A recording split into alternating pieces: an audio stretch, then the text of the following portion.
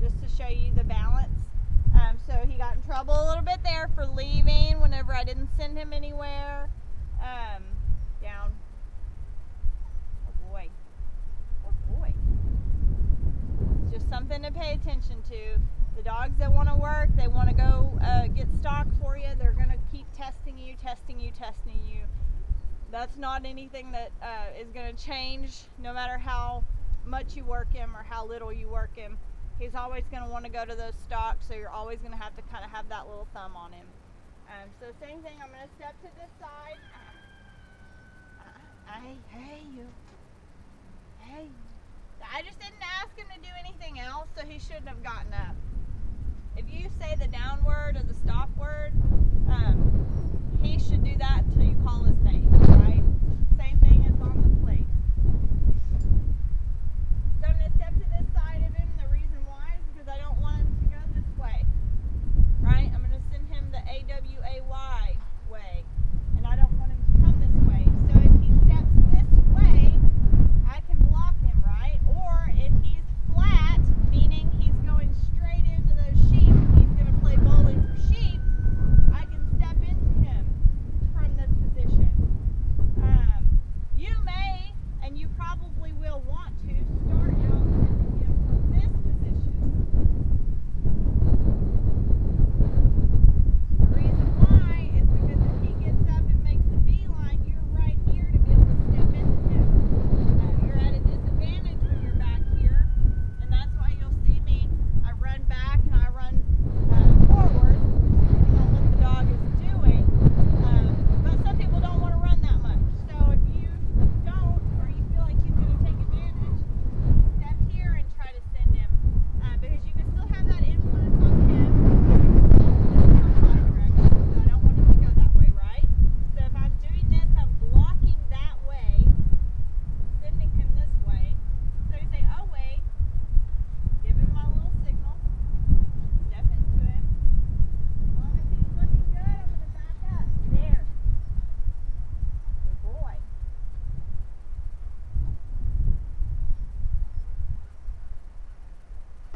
So if he comes too far to this side, I'm going to send him over there. There. Good boy. Hey, you. Stop. So if I give the STOP command, he can't move and he cannot cover. So I would not do this on livestock that you think are going to try to get away from him, because you don't want to degrade that stop over time. Down. The reason I downed him is because it looked like he was about to move, so I'm trying to be smart here.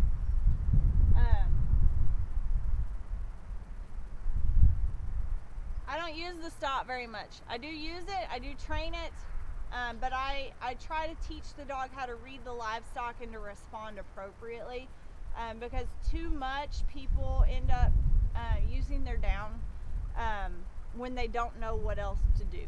So things are falling apart and they want to try to get everything to get back together, so they down the dog. Well, when you stop or you down the dog, number one, he loses control of the stock.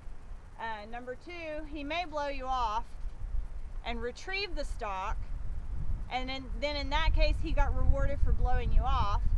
And number three, if you're using it all the time, he starts to not see any point in it because you're always taking the stock away. Notice when I told him to stop here, he had full control of the stock. They weren't going anywhere, they weren't leaving, they weren't looking to escape. He was in control, so he got that reward by me asking him to stop.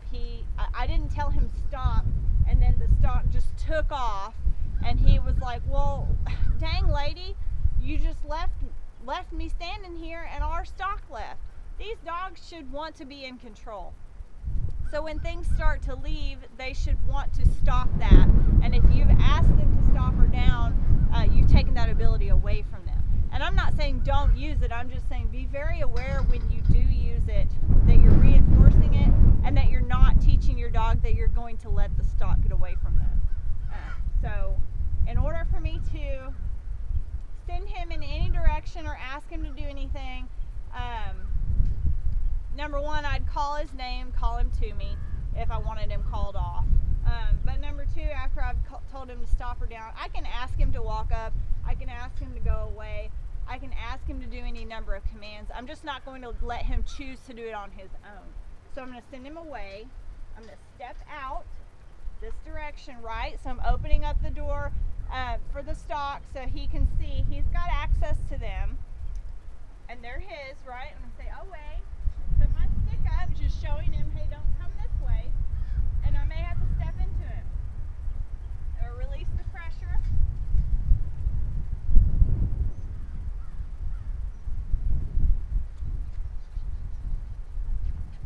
Right there. Good. So I said there because the sheep are looking where I want them to go, which is this corner.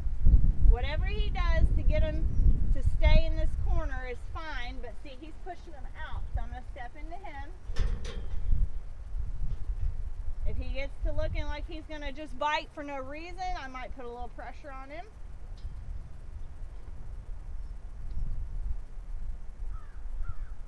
Good boy. And he just really likes that away side. He just feels very comfortable over there. So kind of note that when you go to work in your pens, you're going to want to work on the other direction more than you work on the away, because that's going to be easier for him. However, if your stalker being difficult, or you're having a difficult time with him, getting him to work your stock the way you need him worked, you might try sending him the away direction, because that's going to be easier for him. When you have compliant stock, I always tell people, do the hard thing. Do the harder way, the harder direction. Ask him to do things that are harder for him. But when you are in that situation where you've got to get your stock dog broke and you've got to get them listening to you, then use what's going to be easiest and best for you. So I did not ask him to stop, right? So I can go ahead and move. When I say there, wherever the stalker head is, where I need him to keep them coming. So that at this point, what I've been doing is the corner with me kind of in the corner, so aimed at me in the corner. But now what I'm going to do is I'm just going to send him around, and when the stalker with me, I'm going to say there. So that's kind of fetching, or letting the dog bring the stock to you. And then I don't say any more commands. I just can walk and let him bring the stock with me.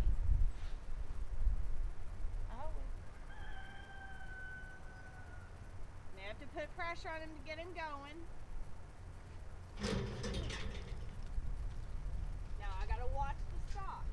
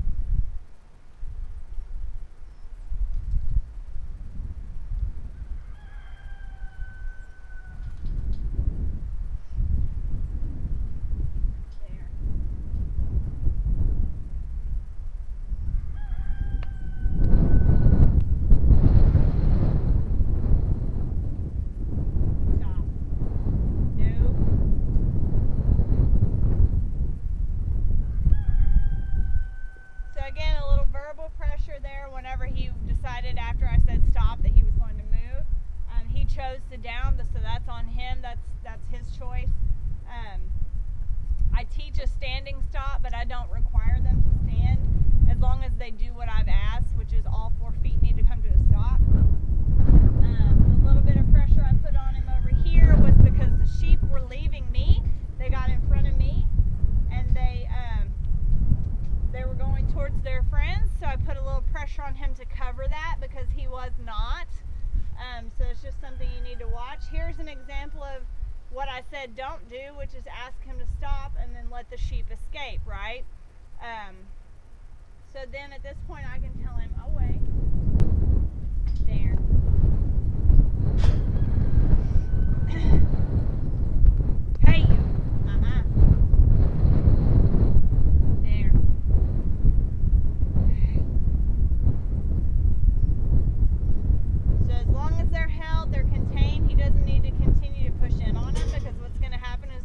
start to get nervous. So again, all of this is in relation to the livestock. It doesn't have as much to do with the dog as people think it does. The dog's trying to get a job accomplished with you, and what I'm concerned about is these sheep are pregnant. I don't want to stress them out. So walking is fine, but I don't want them running. I don't want them getting bit for no reason. And now if one of them was to turn and just really want to headbutt him and take him out, that's cause for biting. But again, I don't want my sheep stressed out. So when I see my sheep to start getting stressed out, I'm going to put pressure on him. Hey buddy, you're pushing too hard, or you're doing something that's causing my stock to be stressed. Again, it's the same with cattle. When you're running cattle through the chute, everything needs to be calm and quiet. The louder it gets, the more keyed up your stock are going to get, the more keyed up your dog is going to get, because the more, same thing with sheep, the more they run, the more the dog wants to run. And this type of dog, cattle dogs, heelers, when animals run, a lot of times their go-to is just run harder and run faster and grab a hold of one. And a lot of times that's just the wrong answer. They really need to get out wide. They can be fast. In fact, they need to be fast to catch them, but they need to get out wide and stop the movement physically, not by taking a sheep down or a cow. Which that's where you come in, because again, if you see your livestock running, you know your dog is probably too close and pushing too hard. I told you, always do the hard thing if you can. And my livestock, like I said, are very compliant, so I'm going to make him do the hard thing, and then we're just going to balance them around. Again, balancing is where the dog is bringing them to a specific location. When I say they're balancing them to me, that means that I've set my